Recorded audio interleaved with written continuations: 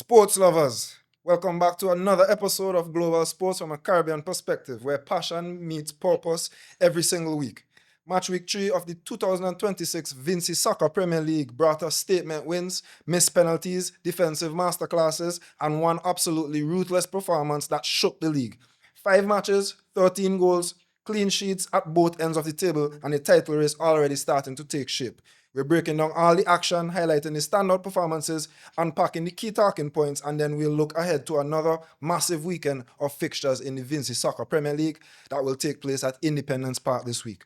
So we'll start with the game that took place on Friday between Jebel and North Leeward Predators.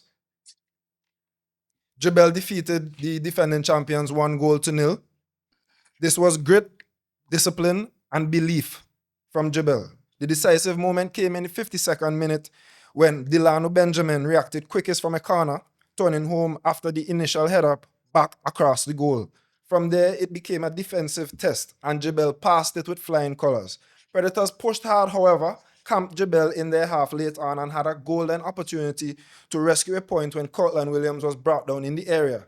But football can be so cruel, as DL Spring, who's been so outstanding for Predators thus far this season, missed the target entirely from the spot. Jebel dug deep, defended with real composure, and earned their first win of the campaign in the hardest possible way. Tyreek Stevens was immense at the heart of the defense for Jebel and rightly took home man of the match honors. A huge result and a warning shot to the rest of the league by Jebel over the defending champions. What's your take on that game, Dopy? As as mentioned, really resolute performance from Jebel. A bit lucky too at the end as DL missed the penalty, but all in all, a good performance from them. Expected them to win as I predicted. Um, but yeah, all in all, it was a good performance, and it's just for now not leave us Predators to bounce back. It's a huge boost on the other hand for Jebel going forward. As you said, it's a warning shot to those at the top of the league already. Beating the champions is no easy, so yeah, huge boost to the confidence of Jebel. Yeah, it was a contrast to Jebel's first two performances of the season where they were great in possession, playing better football than the opposition. But in this game, it was a bit of a contrast where they were on the back foot a bit more as Predators pressed and pressed for the opening goal. And then when Jebel opened the scoring, it became even more that kind of contest. So it was really good to see that Jebel can show both sides of their game in terms of being dominant and also being resolute when having to defend. As for Predators, this just continues their shaky start to the season. Mixed bag of results, a win, a draw, and now a defeat. So they're definitely going to have to pick it up. DL is definitely going to need some, attacking assistance where goals and so are concerned, because he wouldn't be able to score every game. So one that Coach Williams and his staff would definitely have to look at improving. We'll move on to the second fixture of the weekend, which saw Beckway and Awesome FC play out a 1-1 draw. A proper battle between two well-organized sides. Awesome struck first to Giovanni Enville, who showed great striker's instinct in the 23rd minute after a clever lure from Kareem Williams. The front three of Enville, Williams, and Chad Straw continues to look dangerous for Awesome. They have all scored so far this season. Beckwith stayed patient though and got their reward in the 72nd minute when Jamal Oliver rose highest to loop a header home following excellent service from Ethan Snag on the right-hand side to pick up his second assist of the season. Both teams had moments to seal it, but in the end, a draw felt fair. Another impressive performance from newly promoted Beckwith and another disciplined performance from Awesome, who remain one of the hardest teams to break down in the league this season, as evidenced by only conceding 2 goals in 3 matches thus far. So, what are your thoughts on that evenly matched game on Friday? Sorry. Yeah, I think that was a very fair result. Predators have been, I'm sorry, Awesome have been a surprising package this season, I must say. I didn't have them as a really tough team to beat at the start of the season. I thought that it might have been a bit of a struggle for them, but they seem to have been doing well so far, on both ends, being hard to break down and at the same time having three of your attackers on the score sheet in different games. So yeah, awesome are doing well out there, doing awesome by the standards I think that people hold them to. And Becky on the other hand need to capitalize on the opportunities a bit more. Um, it could have been a game won by either team. I think that as much as it was a fair result, both teams would um have left the game feeling like they dropped 2 points. Yeah, for sure. For sure. And I just want to touch on Awesome's front three because that is something that I've noticed, right? They've started every game with those three guys up front. We even interviewed Enville before the season started, and he noted that finishing is something that he wanted to improve on in the season, and that was clearly evidenced by the finish in that game. So shout out to Enville and Williams who plays on the left and Stra who plays on the right hand side. They have formed that impeccable partnership, I would say, up front for Awesome thus far. And for Beckway, another fighting result from them, never giving up, fighting to the end. They may not have the top quality as we may see with other teams at the higher end of the league, but they have enough spirit and effort every game that they'll never be out of a contest. So shout out to Beckway for being resilient again. Shout out to Awesome and their undefeated start to the season. We move over to Leyu 2, Hope International 1. Top of the table intensity in brutal conditions, and Leyu passed another test. Leyu opened the scoring through Garrett Ledgerwood after a sharp short corner routine, and despite going down to 10 men when Kenija Joseph picked up two quick yellow cards, they never lost their composure. Kobe Mingno doubled their lead from the penalty spot in the 68th minute, showing real confidence for a new signing. He scored in every game thus far for Leyu. Hope responded through Valdo Anderson, also from the spot, but couldn't find the equalizer despite late pressure. 3 penalties in the game, 1 red card, and a serious showing of resilience from Leyu, who now sit top of the table and remain unbeaten. The third penalty of the game was saved brilliantly by Kizani Haynes, goalkeeper from Hope International. It was taken by Mr. Cheslan Hendrickson, who was, fouled by Lamash, Dawes, Aberdeen in the box. And the penalty went on to be saved by Kizani Haynes, as we mentioned. So a very impressive win for Leyu in the heat of the Brighton Technical Centre. Game was played at 3:30. They also played in a black kit, which would attract heat on them as well. So they mastered the conditions better than Hope, I'd say, and showed true quality in their finishing. Very clinical.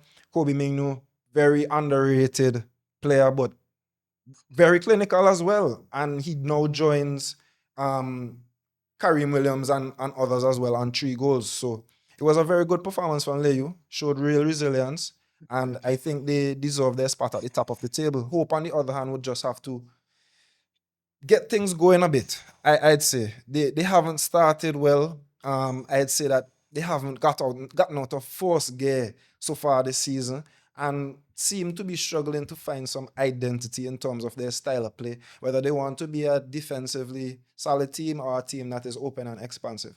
So I think they're stuck in between a bit, but I'd say that Hope Leyu deserve the victory. What about you?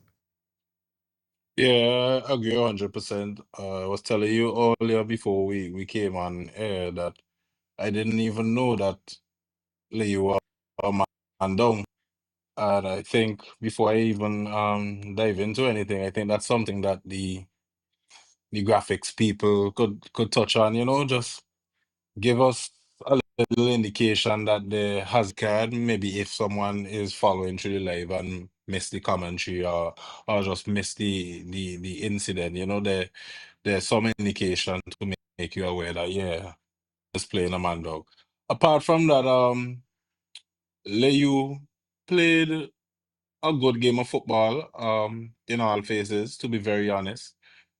I thought that they found it very easy to build up and create attacks, especially playing through the midfield. On the other hand, Hope found it very difficult to string a few passes together through the midfield and create chances for Valo and the other players up top. Apart and the only real chances or chance creation came from trying to lob balls forward to Valo, and it just seems away from identity. So I think that's one they can maybe work on, and their defense on balls into the box. I've noticed in the game against Beckwith, where they conceded a few chances from crosses, and then the first goal from Liu, I believe, came from a cross. So it's just an area I identify that they could work on. Yeah, easy victory for Liu, despite the circumstances. Yeah, for sure. Just want to highlight again new signing from Nollywood Predators, Kobe Mingnu, who transferred to Leu this season and is showing a very clinical touch so far, scoring in each of his opening 3 games and proving to be a real handful up front despite his, you know, diminutive size, not necessarily being the most strapping number 9, but he's very clinical. And I could say the same for Lejat Wood as well, who's even smaller than Mingnu. They form a great partnership up there for Leu. As for Hope, like I mentioned, they'd have to go back to the drawing board and really figure out how they want to play their football, because it seems to me that they're stuck a bit in between both walls where they're trying to play deep and defend, or be open and expansive, and it's costing them in terms of results. So we'll move on to Sunday's this is Sunday's second game, and this was brutal. We saw System 3 take on Avenues, and the score ended 8 goals to 2 in favor of System 3. System 3 were up 5-0 inside 24 minutes and never looked back. Azino Solomon was simply unstoppable, netting a hat trick to take his season tally to 7 goals in just 3 games. Carlos Salomon added a brace, while Corey Durant Barber, who scored in all 3 games as well, Kareem Davis, and Dravid Compton all got in on the action. Avenue showed some pride though. Goals from Damal Francis, a sensational long range effort from the Avenues veteran, affectionately known as Ratty, and Caprani Davis, but defensively they were overwhelmed. System 3 are now the league's leading scorers with 18 goals in 3 games and sit top of the table on goal difference. Avenues, meanwhile, have serious questions to answer. We previewed the game in last week's episode, and we both predicted an easy victory for System 3, and we were proven to be right. As I mentioned, the game was over as a contest within 24 minutes as Avenues were already down 5-0. So no real surprise. Also, no real surprise that Salomon looked to fill his boots. As he mentioned before the season, he wanted to get the most goal for the tournament, so he's well on his way. The impressive Corey Durant Barber, who we also spoke to before the season, is showing to be a very promising player on the left-hand side for System 3 as well. Very impressive. Also can play at left back. Carlos Salomon, affectionately known as Zidane, started his first game for the season and bagged a brace as well. So it just shows the strength in depth that System 3 has at their disposal. Former national defender Javin Sutherland missed out on this game due to injury. So it just shows the strength in depth that System 3 has. And as for Avenues, the result wasn't really surprising. It was actually surprising that they kept the scoreline down to single digits, if we're being honest, seeing that it was 5-0 after 24 minutes. Some would say that System 3 probably let their foot off the gas a bit, but Avenues are in trouble. And we'd be remiss to not say the truth, right? They are in trouble, and it's difficult to see where they're going to get wins from. At least they're scoring goals, but it doesn't look good for their prospects staying in the Premier Division much longer than this season. So a result that both of us predicted. So what's your analysis? I really don't have much to add, Shab, apart from we know how bad the avenues are in terms of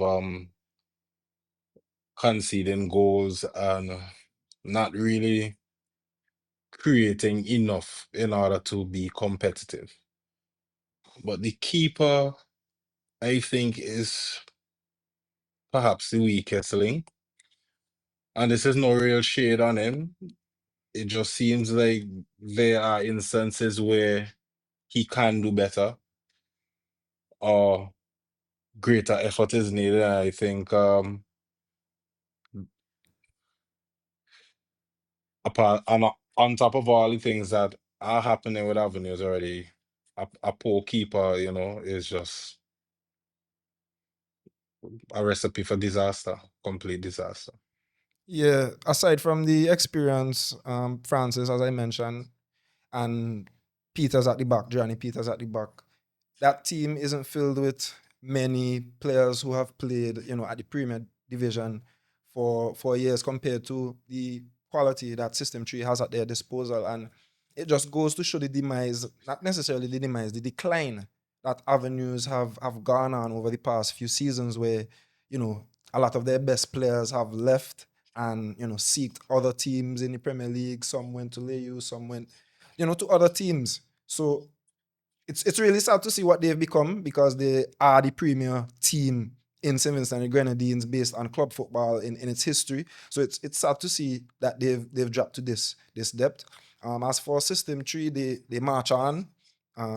Much more of the same as we expected. And yeah, Solomon is looking very likely for the Golden Boot and looking very much as the player of the tournament as well so far. So shout out to Solomon who is fulfilling his preseason promises, and hopefully we see some improvement from Avenues in the coming weeks. So we move on to the final fixture of the weekend, where Besco Pashas face Camden Chelsea, and Besco Pashas emerged victorious by 1-0. It wasn't pretty, but it was extremely effective.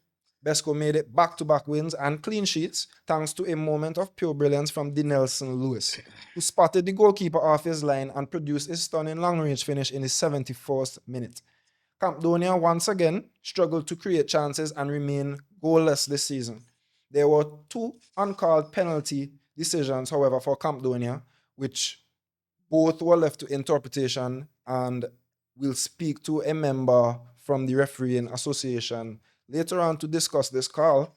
But they won't call and Chelsea weren't able to find the equalizer. Besco, after a rough opening day against System 3, are now firmly in the title race after two consecutive wins. So much of the same for Chelsea. Another game where they've gone and not scored. Besco, another game, another win, another clean sheet for them. Flying under the radar, not making much noise, but quietly and efficiently picking up victories. Another impressive game for Augustus Adams at the back. And yeah, Besco seeming to be moving in the right direction.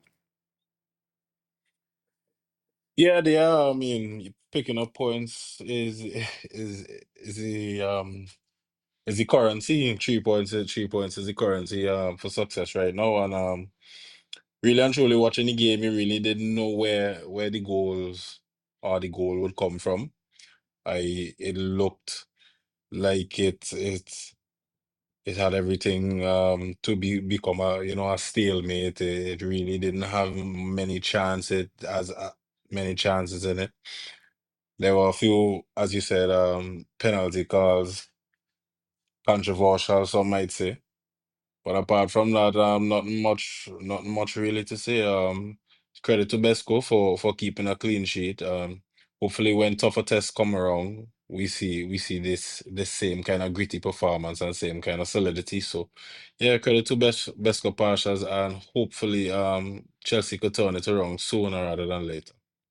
Shout out to Mr. Dinelson Lewis for that spectacular strike. I just want to ask you, Dapi, as someone who plays football, we all do you think he meant it though?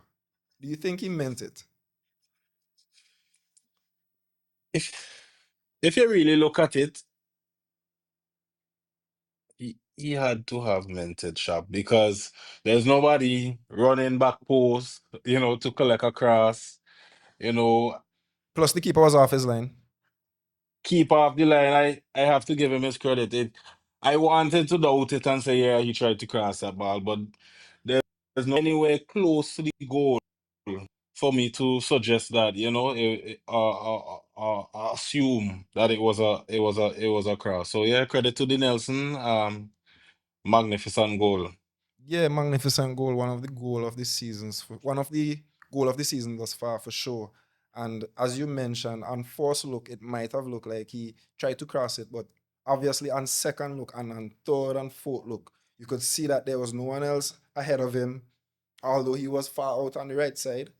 The keeper was off his line, and he spoke about this in his post-game interview as he was named man of the match as well. He said that he noticed the keeper was off his line for the entire match. So he said he saw the opportunity and just tried his luck, and it came off. So Yeah. even though he might not have, went to score a golazo like that, it paid off for him in spectacular fashion. And shout out to him. Shout out to Besco for another comfortable win, I'd say. And they now sit on 6 points. So that wraps up the third week, sorry, of the Vincy Soccer Premier League. And I'll just recap the table as it stands. At the top, System 3 are on 7 points, ahead of Leyu, who are also on 7 points on goal difference. Besco Pashas are on 6 points. Awesome FC are on 5 points. Hope International, Jibel, and Nottleywood Predators are on 4 points each. Beckway on 2 points. Meanwhile, Avenues on 1 point, and Chelsea, who are without a point, round up the cellar of the table. Nobody is running away with anything, but some teams are definitely separating themselves early. Also in the Golden Boot watch, as mentioned, Azino Salaman is now on 7 goals from 3 games. Also, Mr. Corey Durant Barber and Kobe Mingno have now joined Java Odin, Dale Spring, and Kareem Williams on 3 goals. So Zeno is clearly running away with it, and it will take a lot to slow him down at the current form that he's showing. So what we're going to do now is that we're going to look ahead at the match week 4 fixtures, as all roads lead to Independence Park this week, starting on Friday. And we'll do it just like we did last week, run through the fixtures and give quick predictions on each game. So we'll start with Friday night as Jibel FC take on Avenues United in the first game. So can Jibel build momentum after knocking off the champions, or does Avenues finally stop the bleeding? Anything less than a win is an upset. Um, I believe it will be an easy walk through for Jebel. I'll say 4-0. I I would have to agree because Avenues haven't shown us much for us to have any sort of belief that they'd pick up a result against a team, especially as organized and well drilled as Jebel have shown they are this season. So I'll have to agree with your prediction. However, I'll go with a slightly lower scoreline of 3-0 for Jebel. Moving on to the second fixture of that night, which will see Hope International take on the defending champions Nottleywood Predators. A massive test for both sides. Hope needs consistency after losing. Predators also need a response after losing their last fixture. Pressure already building on both teams. Who do you see coming out victorious?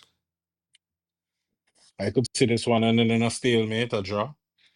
1-1. Um, as I said earlier, both teams haven't really shown much attacking bite apart from Hope in the one game against Beckwith. Okay. Uh, I think they really need to find their, as I said, their identity. I think Notley what is missing Courtney Yes, Franklin, if I yes. got the Courtney name correct. Franklin.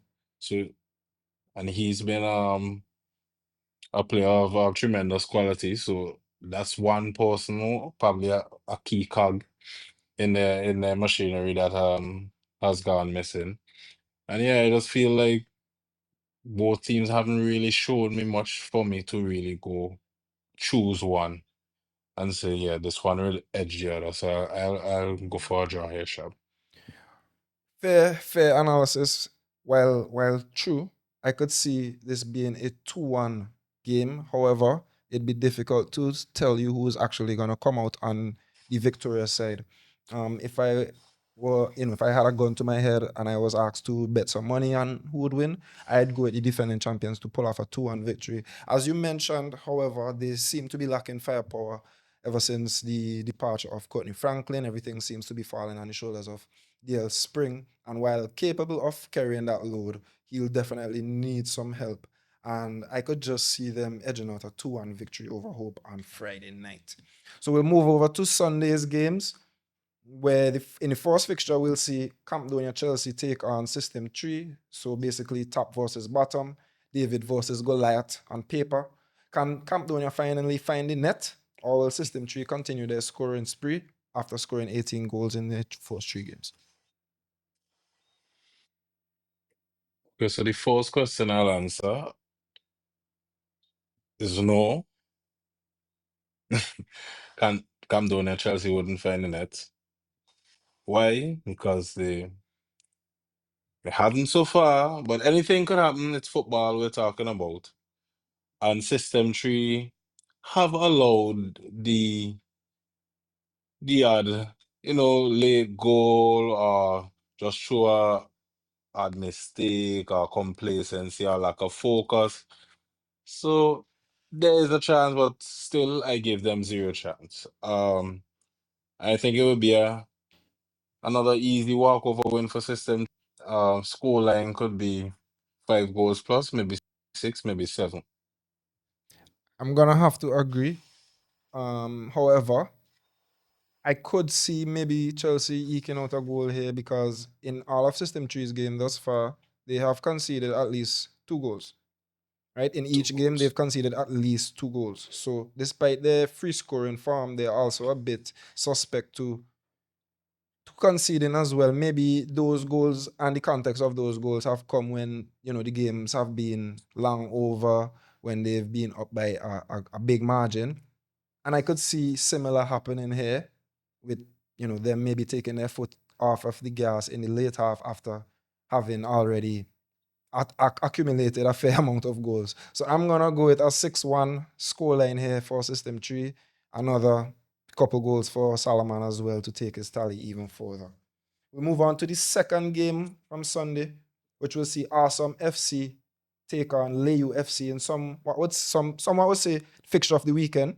So this is basically structure of Awesome FC versus the momentum of the flying Leyu FC. This one could tell us a lot about the title race. Can you see Awesome pulling off an upset here?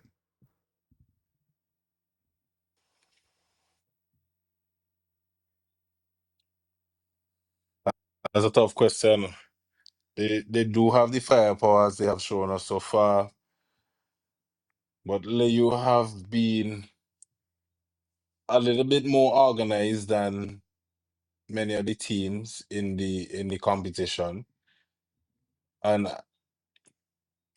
I don't think Awesome will be able to pull it off this weekend.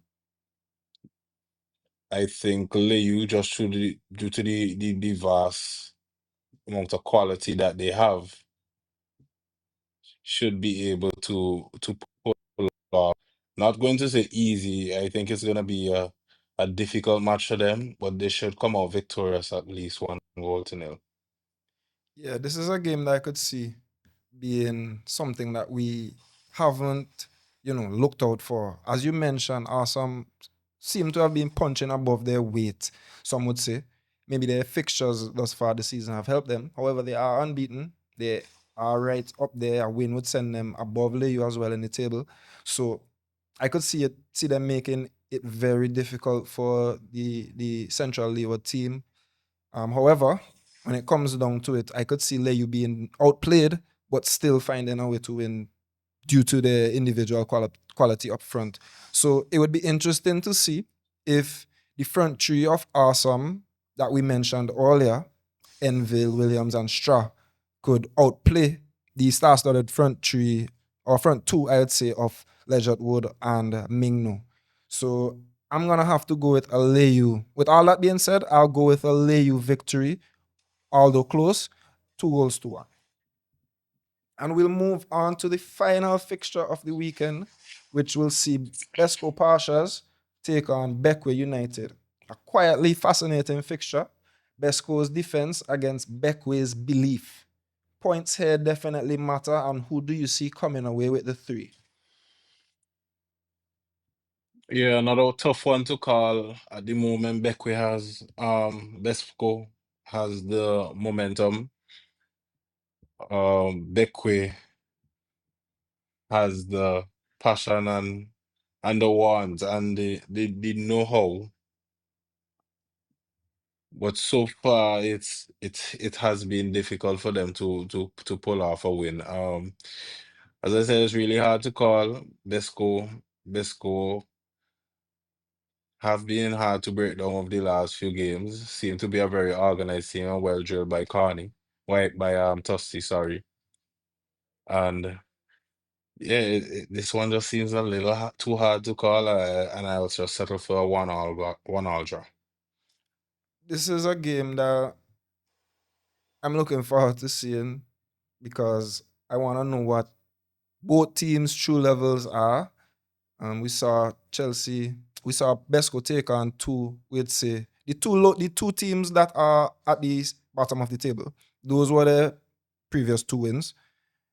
Credit for the wins nonetheless, but this game will show a lot more about where Besco really are. As we know, they're not gonna get an easy going against Beckway at all. As for Beckway, this is a game that could be, the starting of something great for them this season. And I don't know. I could see Beckway coming out victorious in this one by a slim margin of, let's say, 3 goals to 2 at Independence Park on Sunday night in the final fixture of the weekend. So those are our predictions ahead of match week 4. Just gonna highlight some quick awards from match week 3. Azino Salaman is this week's player of the week for his hat trick against Avenues United. He's now the league's leading scorer, looking unplayable this season thus far. Team of the week will definitely be Besco Pashas as they've recovered after being battered on game week 1 against System 3 to recover with back-to-back wins, with back-to-back clean sheets, and they're right in the title race, right below System 3 and Leyu. So those are our match week 3 awards. Azino Salaman, player of the week, Besco Pashas, team of the week. Just before we go, any little mentions from the weekend, like how you mentioned about the scoreboard and the red card, anything, any other random general takeaways from the weekend? For me, it's just the whole Brighton thing that we spoke about last week. You could see that the fan turnout wasn't heavy at all, especially on Sunday, which was a bit surprising. I heard the commentators speaking on Friday night stating that they'd be hoping for a bigger crowd on Sunday, but it would seem to me that Sunday's crowd was even less or about the same. So it just continues the theme that we mentioned on the last episode, where, just in my opinion, I think that you would get a better fan turnout at Independence Park, whereas you'd get a better viewing experience maybe at Brighton Technical Center due to the better lighting out there. So calling to the authorities again just to do something about the lights at Independence Park, because as football is going to return there this weekend, I'm sure nothing has been done to address that matter from last week when we saw how dull the lights were. So just another call to the authorities. We want better seating at Brighton and we want better lighting at Independence Park. We're only here for the betterment and the viewing of football. So we just want to see improvement. So that's just my major takeaway from the weekend. Aside that, there were little refereeing inconsistencies here and there, especially in the game with Besco Pashas. No, not Besco Pashas, with Campdonia Chelsea. And we'd highlight them in our referee review later on, but nothing major to shout about. And those are just my takeaways from the weekend. Anything for you? Nothing this week for me. All right, so that wraps up match week 3, our match week 3 review of the Vincy Soccer Premier League. Big wins, missed penalties, rising contenders, and real pressure starting to build across the top of the table. With match week 4 coming up at Independence Park, the storylines are only getting better. As always, thanks for rocking with Global Sports from a Caribbean perspective, where we turn our passion into purpose. I was your host today, Shabba, and I was Daps. okay, and we will continue to turn our passion into purpose here at GSCP. So remember to like, share, subscribe, comment, follow, do whatever it takes. Just hit us up. One global. Global.